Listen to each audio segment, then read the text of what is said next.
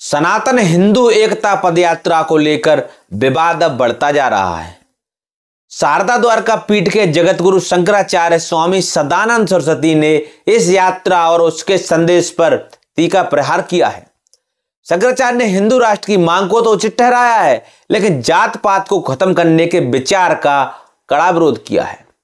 उनका कहना है कि जात पात की व्यवस्था समाज में आदिकाल से चली आ रही है और इसे समाप्त करने की मांग वैदिक परंपराओं के खिलाफ है। शंकराचार्य सदानंद सरस्वती ने पदयात्रा के दौरान जात पात खत्म करने के नारे पर सवाल उठाते हुए कहा, यदि जात पात इतनी बड़ी समस्या है तो पंडित धीरेन्द्र कृष्ण शास्त्री खुद अपने नाम के आगे पंडित क्यों लगाते हैं।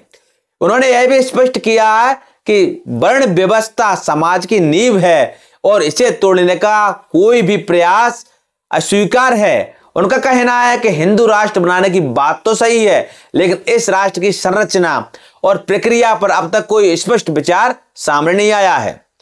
शंकराचार्य ने संविधान और हिंदू राष्ट्र पर भी सवाल उठाए हैं। उन्होंने कहा कि हिंदू राष्ट्र की अवधारणा पर विचार करते हुए भारत का संविधान इस तरह की घोषणा नहीं कर सकता है। उन्होंने यह भी कहा कि हिंदू राष्ट्र के समर्थकों को यह बताना चाहिए कि इसे कैसे बनाया जाएगा। शंकराचार्य ने कहा कि सनातन धर्म और धार्मिक स्थलों की रक्षा के लिए शंकराचार्य सदानंद सरस्वती ने सनातन बोर्ड के गठन का समर्थन किया। उनका मानना है कि यह बोर्ड मंदिरों, तीर्थ स्थलों और छोटे धार्मिक स्थानों की देखभाल करेगा। उन्होंने उदाहरण देते हुए कहा कि यदि तिरुपति मंदिर की व्यवस्था महात्माओं के हाथ में होती तो वहां चर्बी जैसे अमर्यादित कार्य एवं घटनाएं नहीं होती। सरकार बड़े मंदिरों पर तो ध्यान देती है, लेकिन हजारों साल पुराने छोटे मंदिर उपेक्षित रह जाते हैं। ऐसे में सनातन बोर्ड धार्मिक स्थलों की सुरक्षा और सेवा में प्रमुख भूमिका निभा सकता है। शंकराचार्य ने बांग्लादेश में हिंदुओं पर हो रहे अत्याचार पर भी चिंता जताई है। उन्होंने कहा कि बांग्लादेश सरकार का दायित्व है कि वह अपने देश में रहने वाले हिंदुओं की रक्षा करे। उन्होंने यह भी कहा कि जिस तरह दुनिया के कई देशों में मुसलमान रहते हैं, उसी प्रकार हिंदू भी अन्य देशों में निवास करते हैं। ऐसे में बांग्लादेश सरकार को यह सोचना चाहिए कि हिंदुओं पर अत्याचार का क्या संदेश जाएगा। सदानंद सरस्वती ने पहले शंकराचार्य स्वामी अभिमुक्तेश्वरानंद महाराज ने धीरेन्द्र कृष्ण शास्त्री की पदयात्रा का विरोध किया था। उन्होंने शास्त्री को सरकार का मोहरा बताते हुए उनकी मंशा पर सवाल उठाए थे।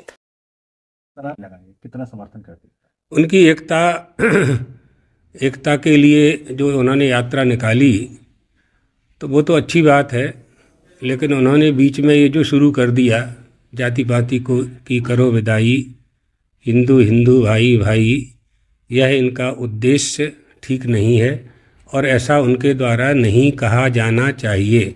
वो स्वयं अपने आप को पंडित धीरेन्द्र शास्त्री लिखते हैं, तो पंडित शब्द का प्रयोग क्यों करते हैं फिर वो, है ना। ये बात समझनी चाहिए। जो आदि अनादि व्यवस्था है, अनादिकाल से चली आ रही व्यवस्था है, उसको नष्ट नहीं किया जा सकता।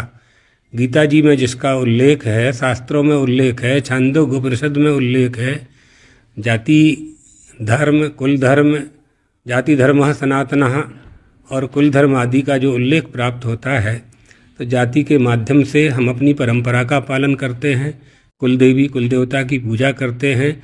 जाति किसी से बैर भाव के लिए नहीं है, किसी का अपमान करने के लिए नहीं है। अगर कोई अपमान करता है तो उसको दंडित करने का विधान पहले से उपलब्ध है हमारे संविधान में, तो अब तो कोई बात रही नहीं। आप देख रहे हैं यहाँ त्रिपाठी जी के यहाँ दिन भर में सैकड़ों लोग आए, यहाँ सवेरे से शाम तक हजारों लोग आए। किसी ने किसी से पूछा कौन जाति के हो तुम? किसी ने नहीं पूछा। तो जो जबरदस्ती एक नई बात कह देना और नया सिगूफा छोड़ना, तो इससे कोई लाभ नहीं होने वाला है। ये वैदिक परंपरा, शास्त्रीय परंपरा में कोई समझौता नहीं किया जा सकता। उनका हिंदू राष्ट्र के लिए हिंदू राष्ट्र सभी चाहते हैं, अच्छा है, हिंदू राष्ट्र हो जाए तो हो तब ना, लेकिन कैसे होगा, कौन करेगा, उसका प्रारूप क्या होगा, क्या उसका प्रोजेक्ट है, कोई बनाया है कुछ का संविधान क्या होगा हिंदू राष्ट्र का? कह देने से तो हिंदू राष्ट्र नहीं होगा ना। आपका संविधान तो हिंदू राष्ट्र नहीं घोषित कर सकता, तो कैसे होगा? पहले संविधान में परिवर्तन करना होगा, तो इतनी शक्ति शासन के पास होनी चाहिए कि वो संविधान में परिवर्तन कर सके, तभी हिंदू राष्ट्र की बात हो सकती है। हिंदू राष्ट्र को तो हम लोग भी चाहते हैं कि हिंदुओं का राष्ट्र हो, हम लोग भी उसके समर्थक ही हैं। लेकिन उनकी इस रैली को देश भर के कई साधु संतों ने समर्थन दिया है। स्वयं राम भद्राचार्य जी भी उसके समापन कार्यक्रम में शामिल हुए। नहीं, हम व्यक्तिगत टिप्पणी नहीं करते किसी की।